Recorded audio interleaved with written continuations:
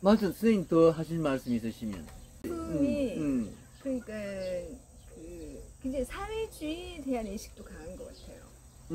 그러니까 이제 영상섭을 뭐 아나키스트로 그 당시 어떤 뭐 철학적 사상적 영향을 받은 걸로 이제 고려를 해서 그렇게 볼 수도 있지만 아무래도 그 시기 자체가 한국이나 일본이나 되게 사회주의 물결이 강렬할 때잖아요. 그러니까 그 사회주의자의 시선으로 세상을 보는 걸 배운 거죠. 그래서 그러니까 어떤 인간의 삶의 물질적 토대라는 게 굉장히 중요한 거다라는 유물론적인 자각 같은 게 생겨가지고 이 소설도 초반부터 되게 돈에 대한 얘기, 돈이라고 실제적으로 단어를 쓰면서 사람들이 얼마나 거기에 이렇게 매여 있는가, 거기에 규정받지 않을 수 없는지를 계속 의식하면서 쓰고 나중에 이제 노동자, 그러니까 그런 이제 계급적인 의식 같은 거, 노동자와 이제 그 자본가를 이렇게 구분하는 그런 의식도 굉장히 거기 녹아들어 있고요. 그러니까 사회주의적인 지향 같은 거를 계속 관철하면서 한편으로는 개인주의를 또 꿈꾸는 거죠. 그러니까 사회와 개인이라는 게 사실 사회주의와 개인주의가 완전히 모순되는 건데도 불구하고 근대라는 게 이 두 가지 개념의 축으로 흘려져 왔잖아요. 그러니까 중세적인 그 서양 같으면은 그런 어떤 그 종교적인 정체성, 한국 같으면은 인간적인 그런 것이 이제 무너지면서 사회와 개인에 대한 고민을 하기 시작한 것 같아요. 그러니까 예를 들어서 여기서도 사실은 그 왜 부모에게 효도하고 뭐 이렇게 근본적인 정서나 질서 같은 게 강조됐냐면은 아버지가 땅을 주잖아요. 나중에. 그래서 토지가 이제 유증되면서 그걸로 자기 삶이 안정이 된단 말이에요. 그 안에서 모든 총체성이라는 게 담보가 되는 거죠. 농업사회니까. 근데 여기서도 보면은 그런 것들이 남아있고 이 사람이 이제 자기 가족에 대해서 이제 부모와 생각이 다른 거 이런 거 고민하고 이런 것들도 약간의 그러니까 유물론적으로 그것이 관찰되고 있다는 좀 생각이 들고요. 그러면서 그러니까 이게 뭐 입센이라던가 졸라라던가 뭐 슬로베리라던가 서양 근대 소설이 가지고 있는 그런 어떤 그 근대적 개인에 대한 의식 같은 게 여기 굉장히 전형적으로 한국 무대를 조선 사회로 옮겨와서 굉장히 전형적으로 입체화되어 있다는 생각이 드는 거예요. 그렇게 치면은 엄청 잘 쓴 거죠. 그러니까 왜냐면은 이 영상섭이 가지고 있는 이런 어떤 분위기 그런 게 이제 지금 우리 한때까지 이렇게 흘러내려온 것도 그렇고 사실 소설이라는 장르 자체가 이게 근대의 산물이잖아요. 그 전에 뭐 서사시라던가 뭐 드라마, 비극 뭐 이런 거에서 이제 아니면은 그 우리나라 같으면은 정기적인 소설 그런 거에서 근대 소설로 넘어오면서 그러니까 루카치가 얘기한 그런 길 찾기라는 게 길이 이제 주어져 있는 게 아닌 거잖아. 그러니까 별을 보면서 별이 우리에게 그러니까 우리가 가야 하는 길의 지도를 알고 있는 시대가 아니고 각자 근대적 개인으로서 자기 자신의 이제 삶의 길을 찾아 나서야 되는 그 나서고 있는 과정을 소설로 쓰는 게 이제 근대 소설이거든요. 그러니까 근대 소설 안에는 총체성이 없고 총체성을 기원하는 그 마음은 있지만 총체성이 들어있지는 않는 것 같아요. 들어있는 순간 벌써 소설로서 끝내는 거죠. 그래서 나중에 왜 뭐 사회주의 리얼리즘 이런 데 가면은 총체성을 만들어버리잖아요. 소설 안에 어떤 이데올로기가 있어버리니까 재미가 없다고 소설로서는. 근데 이 영상섭의 만세전 같은 거는 굉장히 소설적이라는 거죠. 물론 마지막에 막 이 서둘러 뭔가를 봉합하려고 이제 개인주의라는 그런 이제 그런 걸 이제 막 제시를 하긴 하지만 사실은 그 찾아가는 길, 그 노정 자체가 소설이거든요. 소설의 주제거든요.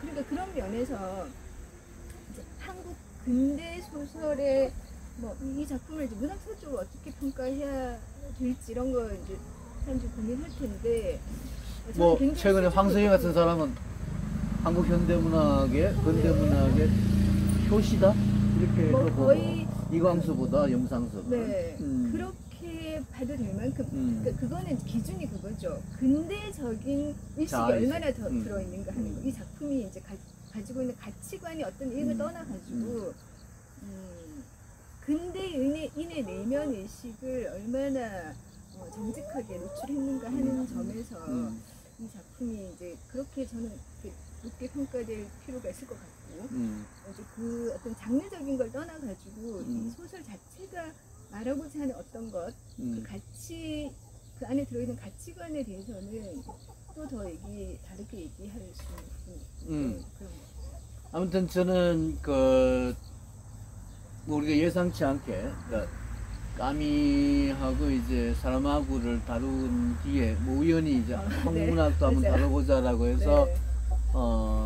감염병 지금 코로나19 네. 사태와 관련되는 소설이 뭐 있겠나 네. 찾아보다가 이제 이 소설을 선택을 하게 되었는데 최근에 그러니까 한국문학사, 한국현대문학사, 근대문학사를 새롭게 보는 그런 관점. 네. 뭐 종래 이광수나 최남선 같은 사람들을 효시라고 봤는데 황석영 씨가 최근에 뭐 단편문학 전집인가를 새로 만들면서 이 염상섭을 이제 최초의 근대문학인 뭐 이렇게 평가를 했고 또 만세전을 이제 최초의 그런 작품으로 봤다는 거 굉장히 의미 있다고 생각해요. 우연이지만 우리가 현대문학을 시작하게 되는 이런 것을 그래서 제가 저도 조금 그런 느낌이 있어요. 왜냐하면 이 1920년대에 이제 뭐 동아일보, 조선일보 같은 게 생기고 지금은 대단히 좀 문제가 있는 신문인 것처럼 얘기가 되고 있지만 처럼이 아니라 뭐 그렇다고 볼 수도 조중동이라고 볼 수도 있겠는데 아무튼 이게 일제시대 때만 하더라도 1920년대만 하더라도 굉장히 그 시대의 계몽적인 어떤 최초의 언론 활동으로 시작이 되었단 말이에요. 이 염상섭이 동아일보 기자, 조선일보 기자도 역임을 하고 해방 후에는 이게 일제시대 때만 하더라도 1920년대만 하더라도 굉장히 그 시대의 계몽적인 어떤 최초의 언론 활동으로 시작이 되었단 말이에요. 이 염상섭이 동아일보 기자, 조선일보 기자도 역임을 하고 해방 후에는 이제 경향신문 편집국장도 최초의 편집국장인가요? 뭐 시작도 역임도 하고 이 염상섭은 사실 알피라 까미나 이 사람하고도 그랬지만 이 작가이자 언론인이죠. 그렇네요.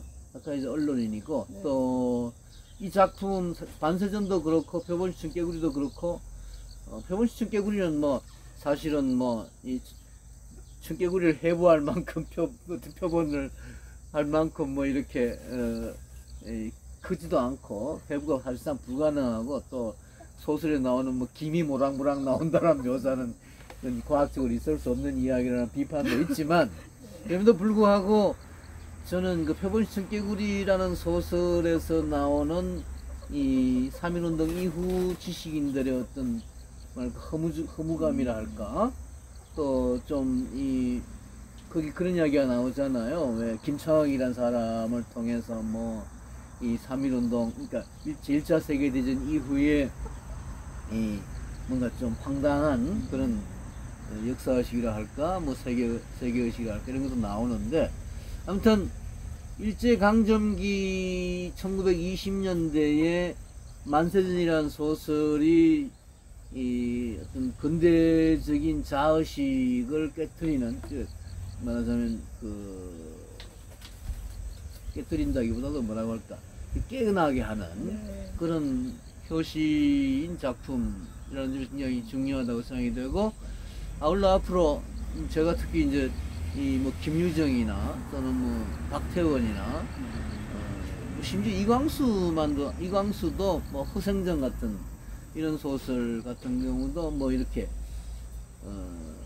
아나키즘의 입장에서 볼 수 있는 요소가 있다고 생각이 되고, 아까 선생님이 그 염상섭이 그 만세전에도 사회주의적인 어떤 요소가 있다, 노동자라든가 계급이라든가 이런 거에 대한 인식이 있다고 말씀하셨는데, 이게 이제 문학사적으로 보게 되면 소위의 카프라고 하는 그야말로 한국 사회주의 문학이라는 게 또 하나 형성이 되잖아요. 그죠? 1920년대 후반 30년대에 와가지고. 근데 그 카프에는 이 염상섭은 들어가진 않죠.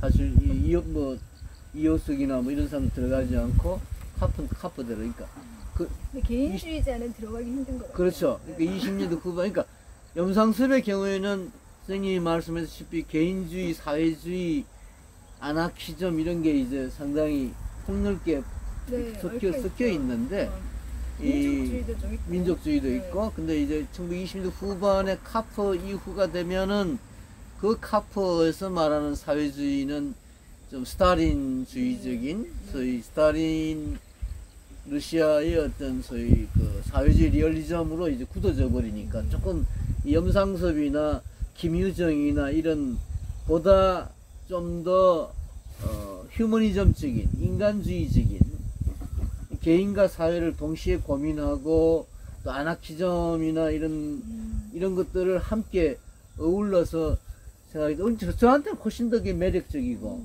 이 카프 계열 이마라든가 이런 사람들의 아주 굳어지는 고착되는 어떤 사회주의 리얼리즘보다는요, 그런 의미에서 한국 문학, 한국 현대문학을 새롭게 볼 필요가 있고, 또 새롭게 볼 수 있을 것 같고, 더 나아가서 최근에 예를 들어 이광수도 허생전에서 아나키즘적인 요소를 도입했다 아까 말씀드렸습니다만은, 사실은 이 연암 박지원의 허생전 자체가 아나키즘적인 요소를 가지고 있고, 더 거슬러 올라가면 허균의 홍길동전까지도. 그래서 한국 문학이라고 하는 게 상당히 그런 뭐랄까 권위에 저항하는, 권력에 저항하는 의미로서의 아나키즘을 그게 개인주의적 아나키즘이든 집단주의적 아나키즘이든 간에, 크로포트킨이든 이 슈트리든 간에 우리가 좀 더 한국적 어떤 아나키즘이라고 하는 것을 이런 홍길동전부터 시작을 해서 허생전 또는 이 만세전 이후에 심지어 최근에 조세이나 또는 신동엽이나 김수영이나 이런 어떤 현대문학 작품, 한강 같은 이런 작품도 저는 아나키즘적인 요소가 있지 않나라는 생각을 하면서, 그런 의미에서 새롭게 뭔가 좀 한국 문학을 앞으로 이 자리에서도 좀 계속 얘기를 할 수 있도록, 선생님 특히 국문학 정자이시니까 그런 점에 조금 많은 얘기를 해주시면 고맙겠습니다. 사실 근대 이제 예술이라는 것 자체가 사실은 아나키즘적 요소가 있잖아요. 그렇죠. 전통의 이제 예술 자체가 저는 아나키즘적으로 생각합니다만. 근데 저는 이제 그 깡이나 사람하고나 우리가 작품을 통해서 그 사람을 사실 만나는 거잖아요. 근데 결국은 이제 두 사람 다 굉장히 좀 영향을 받게 되고 관심 좀 좋아하게 됐다 그래야 되나? 하여튼 그 사람들이 가진 세계에 대해서 이제 관심을 갖게 되는데, 영상석도 그렇게 되는 것 같아요. 그러니까 그게 어떤 단일한 어떤 이데올로기를 얘기를 한다거나 이러면은 그 사람에 대해서 관심이 좀 떨어지잖아, 아무래도. 그냥 대충 알겠다 싶으니까. 근데 이렇게 복합적으로 여러 가지를 가지고 있으면서 거기서 고민하면서 어떤 자기로서 인간다운 길을 찾아가려고 이제 노력했던 사람들, 그런 사람들에 대해서는 그 관심이 좀 더 지속이 되는 것 같아요. 근데 분명히 한국 작가고 이제 그렇게 이제 물론 이제 한국의 어떤 그 소설가들 중에 식민지 시대 이렇게 다 통틀어서 한국 문학사에서 영상석 그러면 이미 이제 자기 자리 굳힌 사람이긴 하지만 이렇게 작품을 보면서 더 이렇게 인간적인 호감 같은 거 느끼게 되는 것 같고요. 다른 작품도 다 또 보고 싶다 그런 생각도 들고 단순하지 않구나. 굉장히 복합적이고 정직한 고민을 했다는 거죠. 그 시대 안에서. 그래서 이제 그가 그러니까 우리가 이제 소설을 예술가가 자기 그 작품을 쓰는 요정에서도 그렇겠지만 소설을 쓰면서 결국 자기 길을 찾아 나가는 거잖아요. 여러 가지 고민하는 이제 그 흔적들을 보여주면서. 그래서 저는 오늘 이제 오면서 이런 생각이 있어요. 인간이 살아가면서 어떤 그 스토리를 필요로 하는 것 같아요. 완결성 있는 스토리. 그러니까 전체가 녹아있는 그런 스토리를 가지고 싶어하는 갈망이 있는 거죠. 근데 그 스토리라는 게 그 시대의 어떤 뭐 지배 이데올로기가 사람한테 그냥 던져줄 수도 있고, 뭐 어떤 계기로든지 간에 종교 같은 거 그런 것도 하나의 스토리를 제공해 주잖아요. 그러니까 그 어떤 전체성 안에서 사람이 안정이 되잖아요. 혼란스럽지 않고 자기 삶이 거기서 해석이 되니까 어떻게든